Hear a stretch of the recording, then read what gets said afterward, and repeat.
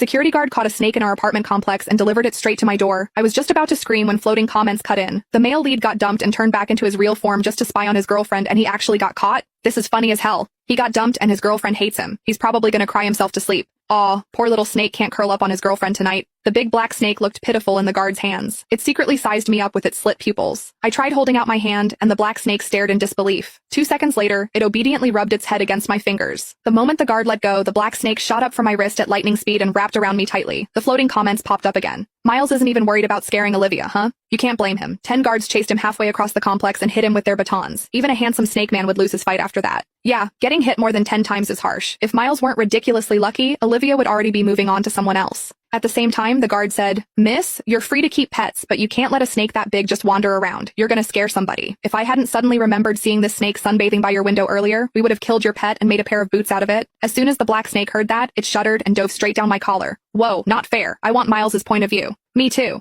Talk about turning disaster into a win. Miles seriously lucked out. I tried to soothe the snake tucked against my chest, then hurried to grab the watermelon I had just bought and handed it to the guard. "I'm really sorry. It won't happen again. Here, it's so hot out. Have some cold watermelon." The guard looked a little happier with the watermelon in his hands. He gave me a few reminders and left. I was about to close the door when I felt the black snake burrow deeper. It even flicked its tongue. Damn it. Breaking up with Miles Richardson really was the right call. This jerk of a snake man pretended to be a normal human while dating me, and he wouldn't even let me touch him. Yet when he wanted to take advantage of me, he never once hesitated. I tried to pull the snake out, but it stubbornly wriggled farther in. That slippery, warm sensation glided over my skin. I had felt it in my dreams more times than I could count. Now, I seriously suspected those weren't dreams. The black snake refused to come out.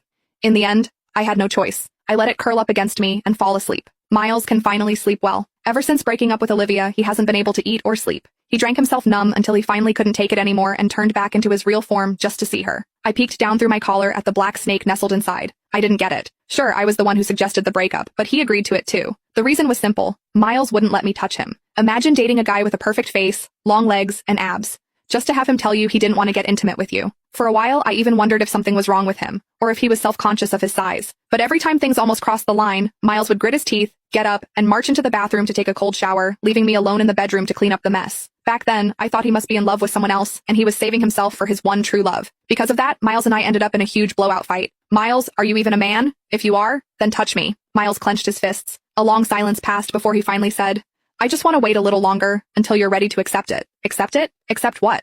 What was there to hesitate about? I might be a little old-fashioned, but Miles and I had been together for 4 years. We were already talking about getting married. I didn't care if some things happened sooner than planned. I tried to stay calm and told Miles, "I want this. Whatever it is, I accept it." But Miles just held his head and crouched.